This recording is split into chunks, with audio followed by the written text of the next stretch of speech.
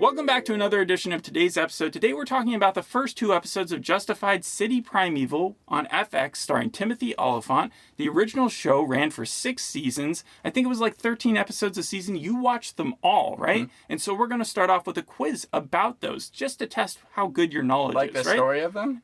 These are actually just straight up trivia facts. Yes, about the story, but I want to see if you get them right. Ready? Okay. At the beginning of season 5, Dewey Crow was awarded a judicial settlement. How much money did he get? Was it $300,000? It was that one. Okay, you got it. Which character died in season 4? Johnny Crowder, Bob Sweeney, Gary Hawkins, or Arlo Givens? Arlo Givens. Yes. When Robert Quarles tried to get Boyd to be his partner, Boyd said no and called Quarles a what? A Yankee? Carpetbagger. Who killed Helen Givens? Doyle, Arlo, Dickie, or Mags? Helen Givens. Can you go through the names again? It was Dickie, right? Yes, yeah. It was Dickie. Yeah. Which character was not a Crowder? Johnny, Boyd, Dewey, or Bo? Johnny? Nope. Boyd. Wait, what's the second one?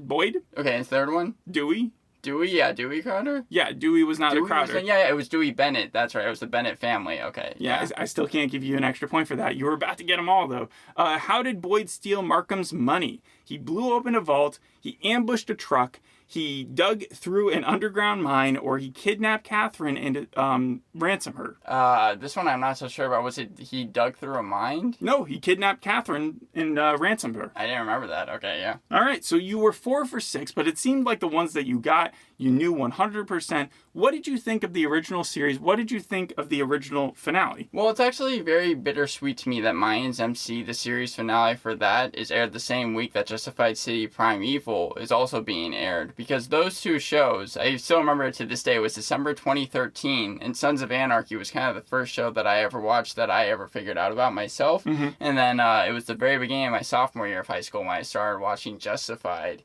And I wasn't able to catch up to Justified as I still was to Sons of Anarchy, but both shows I would actually give an 8 to, and I have a story really fast. Back in 2015, this is so long ago that IMDb used to have the message boards, and I wrote in my message, I said, Justified versus Sons of Anarchy, and even though, and I still stand by this, Justified had way better final seasons than Sons of Anarchy did. I still said that Sons of Anarchy was better than Justified. Because it was the first one you watched. Yeah. And out of 50 replies, because it hit number 1 on the Sons of Anarchy and Justified IMDb page, over 50 responses combined, not a single person agreed with me. They all either said that Sons of Anarchy and Justified were too close to call, or that Justified was better. Not a single person said that Sons of Anarchy was better than Justified. Yeah, well, I guess they were a lot of Elmore Leonard fans, right? Yeah. Did you ever read any of the books? No, but it was based off of only one, right? Like, it was Fire in the Hole. This series itself is based off one as well, too. Yeah, I saw that. And Raylan Givens isn't even in it.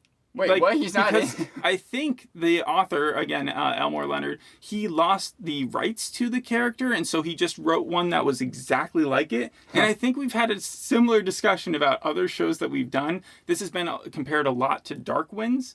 And yes, I can see that comparison. Okay. I have actually mostly Dexter New Blood. Yeah. Obviously, the shows are completely different, but where Dexter had something to prove because no one liked season 8 of Dexter, and it needed to have kind of a different ending. Justified, I think, kind of proved itself just because the finale, which I think is considered one of the best finales of all time. For a series, sure. I saw that when I was on Wikipedia just to make sure I got the summary for the finale correctly. It doesn't have anything to prove, so the fact that it's coming back, I was glad to see that we were going to get more Raylan Givens. But season 5... So wait, you went back and you looked up how the finale did? Yes. All right, so tell me about the finale and how you felt about it, yeah. Yeah, so season 6, the first half is just kind of dealing with Avery, who was the main villain that season, taken out by Boyd Crowder. And then also... Boyd Crowder, who is also a villain, took out the other villain. Yes. Okay. Because I think that he stole Ava or kidnapped her or something like that, and Boyd and Ava have a tenuous relationship,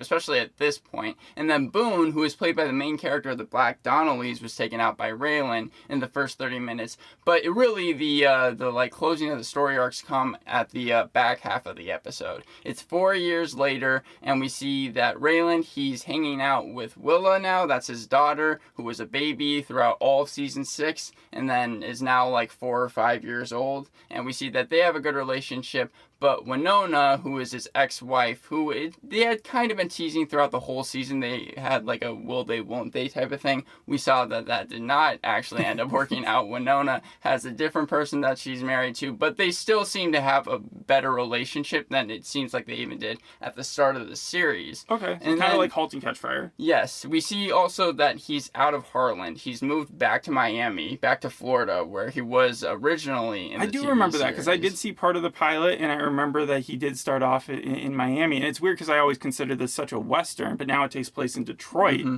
Called City Primeval. So does it feel like it still is a Western, or I would still, yeah, is the tone I would different? say the tone is actually completely the same as Justified was. So he goes from Kentucky back to Miami, and now he's in Detroit. Do they explain? Actually, I think you start this season off with him still in Miami, right? Well, yeah, because we basically Deputy Sutter, who we learn about in season 5, he was played by David Koechner. I was hoping we may even get a cameo from him at the very beginning of this episode, but we don't, because I knew it was going to be taking place in Detroit. He was kind of someone who helped Raylan get the job in Florida, and then he also learns that Ava is still alive and visits her, much like he did in the first episode. She's kind of living off-grid at this point. I didn't mean to pull you away from the finale talk, though, because you still do need to talk about that. Yeah, no, that's what I'm talking about. I thought you were talking about the beginning of this, because you said Ava's still alive. I thought you were saying at the beginning of this series she was still alive. No, Ava at the very end of the season is still alive, and he visits her on her doorstep, much like he did in the first episode, and they kind of have a conversation, but he sees that she has had a kid in the time, and it's Boyd's kid, because Ava and Boyd used to be, like, I think married even for a short time in the series. And that's who the villain of this new series is, right? Boyd's kid?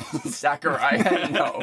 Well, it's another Boyd. She's like, look, you can arrest me, like, I know that, but whatever you do, just do not tell Boyd about Zachariah. She wants to keep Zachariah completely safe. And Isn't that similar to Sons of Anarchy, where Jax kind of like let go of his kid by the end? Yeah, he was sort of like, get out of here, Aiden. Right? Yeah, but That's I mean, again, he's going to let Ava stay with Zachariah. He decides not to arrest her, decides that it would just be better if the kid had a mom. And he takes the law into his own hand a lot. Like, that's kind of his thing, even though he is a lawman himself. So he does stretch the law a lot in the series. He even breaks it at some points, but he does always kind of have a respect for it. More than Vic Mackey from The Shield. Much more than Big Mackey. Okay. And in the very end of the series, what I saw on Wikipedia, some people consider the highlight of the series, is when he goes to speak to Boyd one final time. We see that Boyd is much like he was after the pilot of the original series, where he's kind of turned into a man of God. He's even a preacher at the jail, and they have one final talk through the telephones.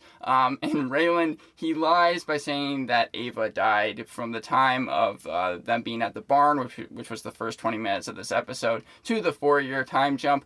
Boyd ends up believing Raylan, and then he asks if Raylan really just came down to talk about Ava dying, and then Raylan is like, well, there was one more thing, and Boyd says we dug coal together, which we saw a backflash of. I think it's the only time in Justified we ever saw a backflash of the characters, and we saw Raylan and Boyd when they were younger, which happened in the pilot.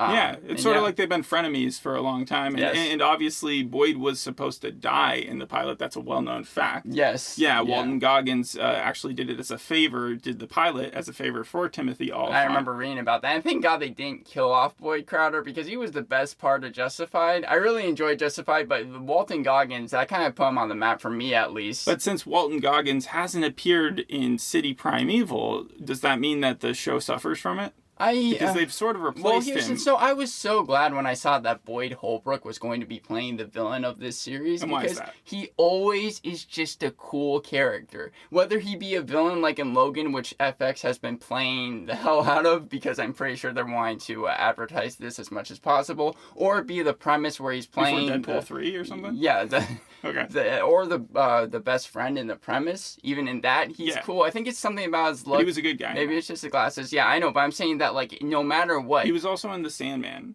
He played, yes, right, and I think that he got to start off in Narcos or something like Yes, that, right? yeah. And I never saw that, but I was glad, and I think that Clement Mansell, the character who is the villain, who is played by Boyd Holbrook, I think that he is one of the best parts of the show. So while I do miss Walton Goggins, it was kind of going to be impossible for them to bring Boyd Crowder, especially with everything they did in the first 6 seasons of him back. Yeah, and then as you said, he was religious by the end, so they would have to like pervert him again to like back to crime. Yeah. For like the 50th time. But the storyline, does Clement Mansell, does he parallel Boyd Crowder's like his violence, his girlfriends, his mindset? Like, how much of that character is just the embodiment of it? I would say that there's a good amount of Boyd Crowder. Crossover? Yeah, because he has a girlfriend named Sandy, and again, in the original series, really Ava and Boyd Crowder, they kind of make up a team, and Sandy is even kind of helping him with the missions. If I just get into the episode, because I really enjoyed the first 15 minutes of this thing, it was all action. We start off in the Everglades, it's Florida, and Willa, she is now 15 or 16 years old, and within the first minute, we see Raylan Givens again, and they are driving. The scene completely took me back to Justified. I don't know if it was just the way that the characters were speaking or what they were speaking about, but Willa is a lot like Loretta, played by Caitlin Denvers in the original series, where she always had kind of a dark side to her, because Raylan is... Caitlin Devers? Yes. The one from From Unbelievable? Booksmart, yes, Unbelievable, all that stuff. There was a lot of her character, Loretta, and Willa, because they're talking about how Willa punched a girl and it broke her nose, and Raylan is apparently driving her to kind of an anger conversion therapy camp. And within the first 2 minutes, you already know something is kind of up, because there's this car in the background that ends up rear-ending them. And both cars go off-road, and then Raylan sees 2 people hop out of the car behind him, and one of them, we learn later on, his name is Tyrone Power. He has a gun, and then Raylan, if you've seen Justified, you already know it's not going to end up well with these bad guys either. He pops open the back of his truck after telling Will to stay in the car, brings out a shotgun, shoots their car, and then turns to Tyrone Powers, like, drop your gun, and then handcuffs them. And then that's when we cut to Clement Mansell. And they're just cool with this? Like, they have their guns out. Why wouldn't they be shooting at him? Because he has a huge shotgun. Okay, so his gun is big gun way beats bigger. little gun. Yeah, and Tyrone, I think, is the only one that had a gun as well.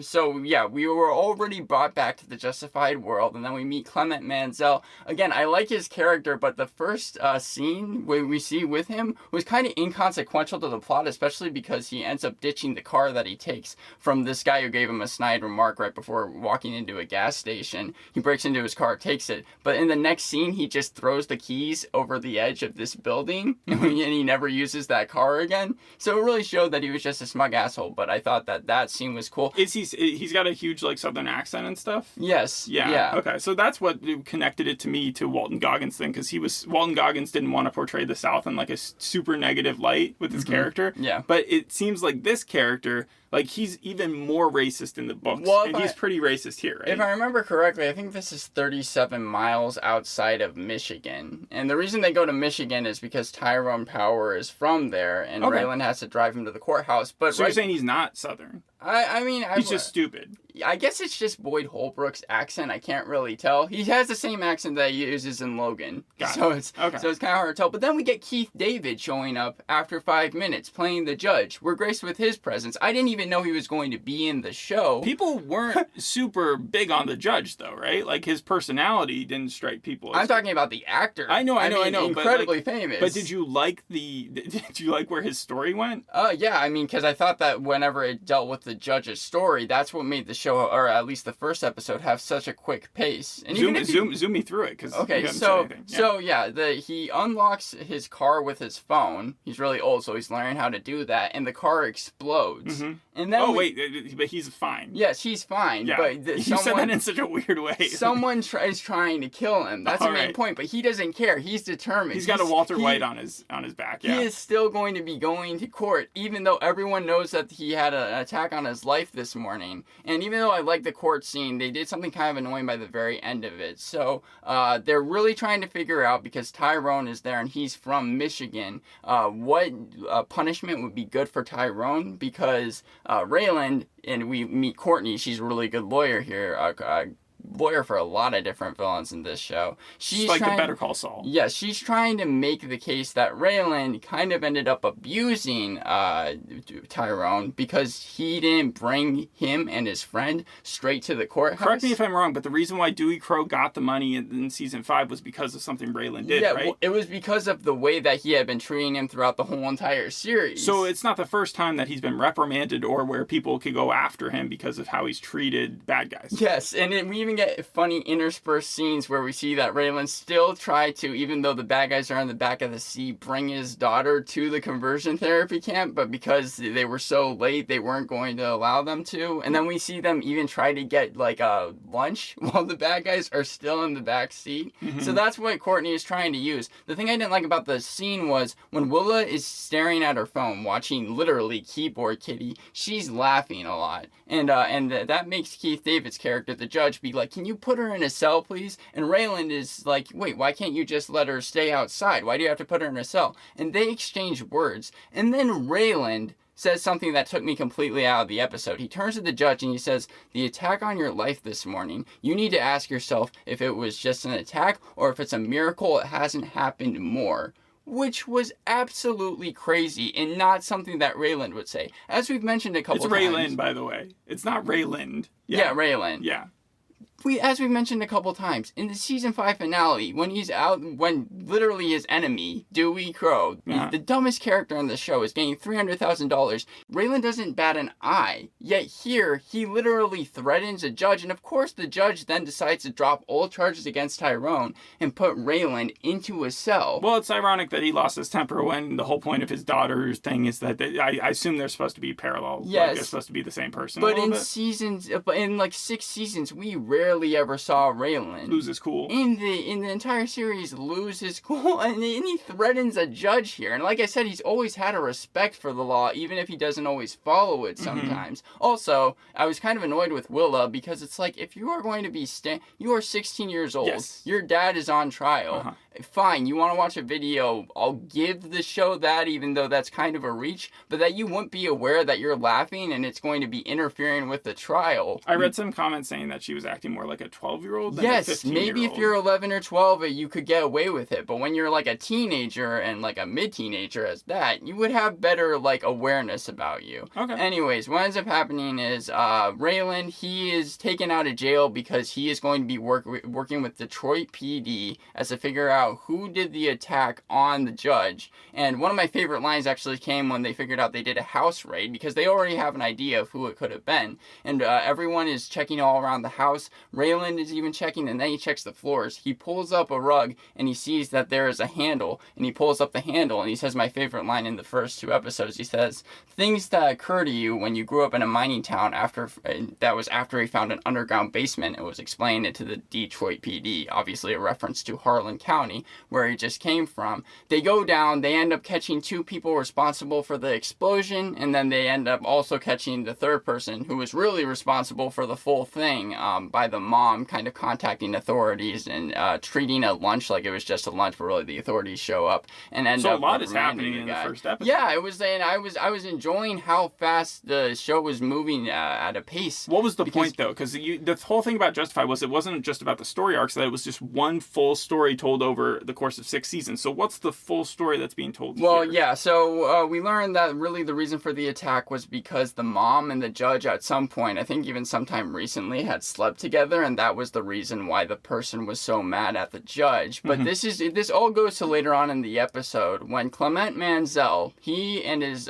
girlfriend, like I said, his girlfriend sometimes helps him out with the crimes. They are trying to rob this guy named Skender. We only ever see Skender, he doesn't say anything. But the judge inadvertently, when Clement is trying to follow his girlfriend to get to Skender's house and rob him, inadvertently gets in the way, and then he ends up losing trace of where Sandy has gone that whole night. And this is when we get to see how crazy Clement Mansell really is. Because Sorry, it's Sandy is the girlfriend, not Sam? No, Sandy is. Okay, no, yeah. I got confused. No, yeah. So we see how crazy he is. He's wanting to make the judge pay for what he's done. He's not even waiting to get to the gate agent to pay to get out. He just breaks the arm and he starts racing after the judge. He starts swerving onto oncoming traffic. Traffic is coming his way. He's like dodging it, and then the judge realizes what is going on. And we know that the judge isn't actually a great guy either. Yeah, that's what people were getting a little pissed off at. They were like, this guy's personality strikes me the wrong way, but probably because he insulted the main character. Well, but the main character also not only him. that, his assistant that is like 30 years old is with him in the front seat as well. So there's kind of questions as to what's going to be going on there anyways. But yeah, Mansell is just chasing after him. And then the judge goes onto like kind of an isolated street and kind of in those 1980s horror movies, drives into one of those houses, or like at least a place right beside a house. Okay. Yeah. And an alleyway? Yeah, an alleyway. All right. And we see that Mansell kind of passes by, and you already know what's going to happen. The judge backs out after he sees Mansell pass by, and Mansell just completely runs into him. Like T-bones him. Yes, and then gets out of the car. Mansell looks at him through the front mirrors. The judge dives towards the glove box and tries to get a gun, but at that point it's already too late. And Mansell shoots the judge, and then very shortly afterwards, when the assistant is running through a park, shoots the assistant. And I thought the episode would have ended fine had that been the final scene. Yeah, and from the recap of like what the books were about, it seems like it was following that kind of pretty well. Yeah, and I thought that it would have been kind of an eerie way to end off the episode, because you just see Mansell just kind of walk away, and I thought that would have been fine. But then we get like the final 5 minutes, and that was okay as well. We see that Raylan, he sees the judge and he sees the assistant, and he realizes they're not going to be able to go back, because after they had figured out who had planted the bomb, they thought that their like journey was over. Him and his daughter were even talking about possibly going to Harlan County. So I assume we're going to get some cameos at the very end of this season. Would you want to see Patton Oswalt again? Do you think he could make the show even better? I mean, Patton Oswalt's character was always just there. I remember what his name was? Comic relief. No, I don't. Oh, okay. Neither do I, because I was just asking. How about who's the guy from Lost who showed up? Jeremy something or other? They had a lot of people from Fisher, though, I thought. No, it was someone else. Never mind. They had Dickie Bennett. They also had Jeff Fahey. That's the actual actor's name. But this first episode I was really enjoying because it was action-packed, and it seemed like we actually had a place that the series was going to, and I was enjoying it. I probably would give it an 8 out of 10. Episode 2, I feel like, is when things slowed down. Sandy, her character is probably my least favorite character out of the entire show so far. She's from Rectify and something else, but yeah. The actress is fine, but it's just her character doesn't have anything to do, and also is the most normal, which it seems like is a weird complaint to have. Like, why would she be dating a crazy person if she was normal? Yes, because also, not to mention, in Justified, you had crazy villains. You had Robert Quarles, which is why his death is so funny to me. It was just as crazy as his character was in Season 3. But that allowed them to have so many different variations of, I guess, craziness that you were able to see throughout the series. So how is she normal? Why is she normal? She just has more of a moral compass than Clement Mansell has. Clement Mansell has practically no moral compass. In fact, we even see at the beginning of the second episode, he takes out like 6 characters at the very beginning, which is a mix of drug dealers and people that he has hired. So good guys and bad guys. Yeah, well, mostly just bad guys. The reason he took out the people that he hired is because he has some type of unspoken, I guess, respect for Sweetie. Sweetie reminded me a lot of Sugar from Banshee, because they are both old African-American men who own a bar and who work for people that are criminals, even though Lucas Hood had more of a moral compass than Clement does. But it just seems like, why would they be together? Like, it doesn't really make a lot of sense, and we focus a lot on Sandy. And one of the things that's scaring me most about the show is that Raylan Givens, and also the person that he's working with, Wendell, who isn't that bad a character in and of himself, it seems like if they're going to take down Clement Mansell, it's going to be because of something that Sandy has told them. Because they are like interviewing her like crazy, and she's just continually giving up information, even if it's not things she says, it's through her actions. And that's the reason why I'm like, I want Clement Mansell to like mess up some other way, or just like maybe go after Raylan when he wasn't expecting it, and that to backfire somehow. I don't want it to be just off of Sandy. Yes, exactly. No, I understand what you're saying. That makes sense. So, and also you follow Sandy for like a majority of this episode. She like is trying to get rid of the gun that Clement ended up using on the judge. So she is 100% like she knows about her boyfriend. She's not hiding anything from. She is hiding things. She's just also giving up a little information. Yeah. Well, she didn't want the boyfriend to kill anybody, but at this point, she's already kind of in too deep. How similar is she to Barry's girlfriend in that show? Barry's girlfriend, I mean... Not at the end. Maybe a little earlier. I mean, I would say... Well, no, because Sandy is okay with what Clement does. But she just wish he doesn't go as far. Like, she was completely willing to, like, rob the person that she was pretending to see. All right. So, at the very end of the episode, these were two scenes that I did thought worked really well, and I was waiting throughout the first two episodes. Raylan and Mansell, when they're together, when the bad guy meets the good guy, those scenes are really entertaining. In fact, Mansell did something really dark at the very end, but it was also pretty funny. He learns that his daughter, Raylan's daughter, is living in one of the hotels, and calls the daughter and acts as How does he get her number?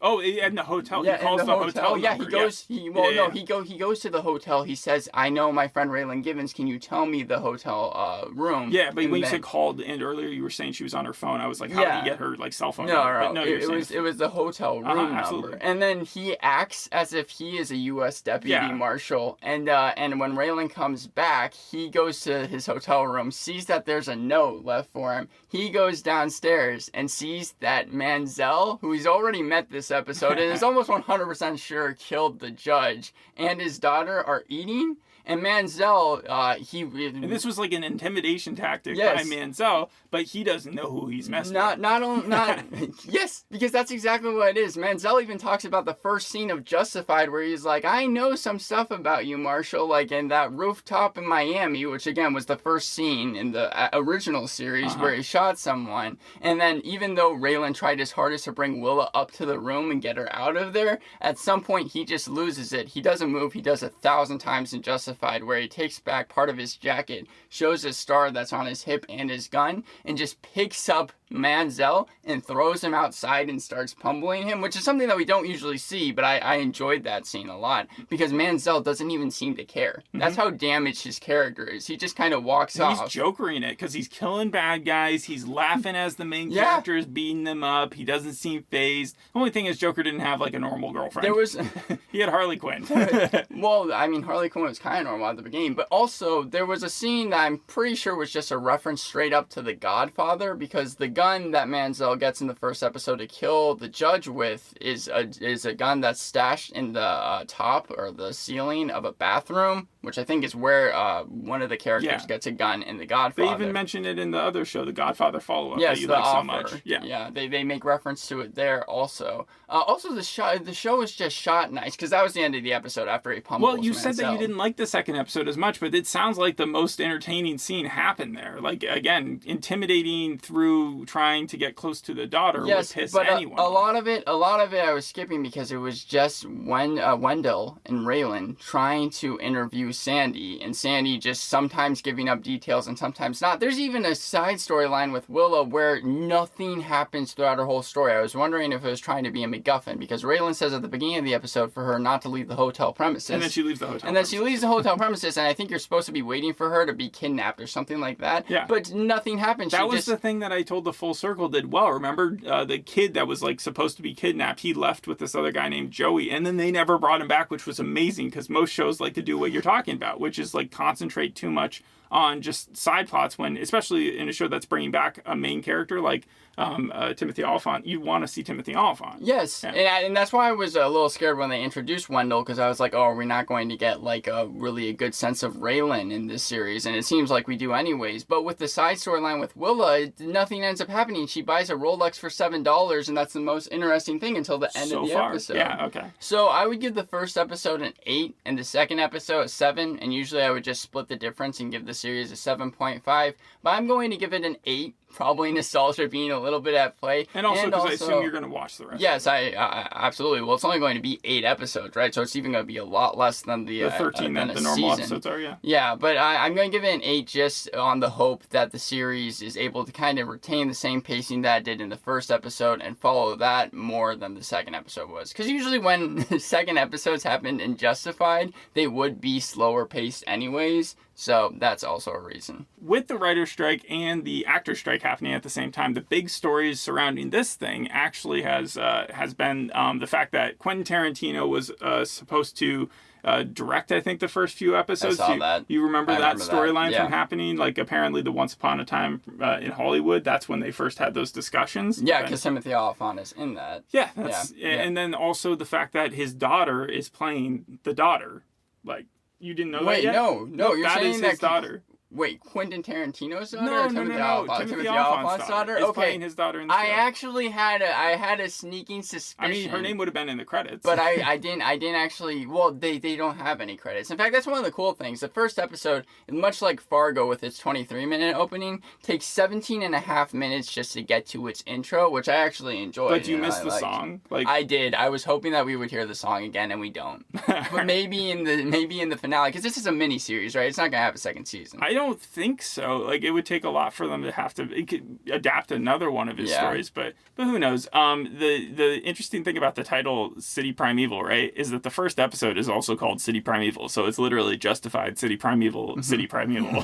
The second episode is like the Oklahoma something. Elmore Leonard, you know that he also did Get Shorty, right? And he also was 310 to Yuma. Yes, so, no, he's a well-established author. In fact, in the finale, in the finale of the series, the original series, because I think he died during, like, I think season 4 or season 5 or something, they do like a rest easy type of message for him. Oh, that's like a cool. Rest in peace. Yeah. No, I see what you're saying. Anything with Raylan and his relationship status, because I heard that was a thing. So actually, something that got me a little bit more on Willa's side was in the first episode. She does something really funny. We see Carolyn walk in, who again is the lawyer, and we learn in the second episode is the lawyer from Mansell as well. And actually, there's even a scene where they have a little bit of a tussle, and we learn that Mansell must have something just on everyone. But in the first episode, Carolyn sits down, I think, with a friend, and Willa goes up to the bartender and asks to give her the stupidest drink and say it was from Raylan. So I saw that scene. I was like, okay, you know what? She's not too bad a character. So. And it ends up working or not? No, the second that Raylan learns about it, he takes her and they leave. Yeah, no, they just leave. IndieWire, Decider, Collider, they all liked it. It has had a few mixed reviews, like on USA, it had a 2 out of 4. But overall it has an 8.4 on IMDb right now. It seems that fans definitely want to see the full series before judging the whole thing. I think that's a good way to go about it, yeah. And other than that, I think we've gone through Justified City Primeval. Mm-hmm. If you had to rate Justified, Sons of Anarchy, Peaky Blinders, Banshee, and Mr. Robot.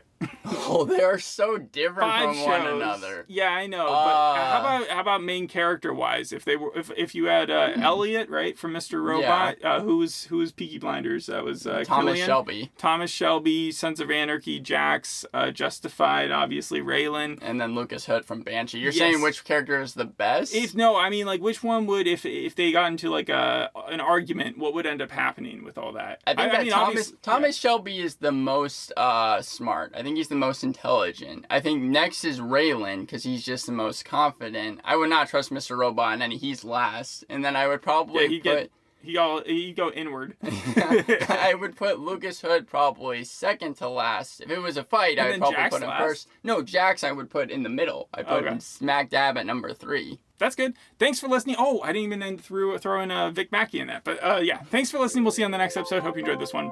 Bye. Bye.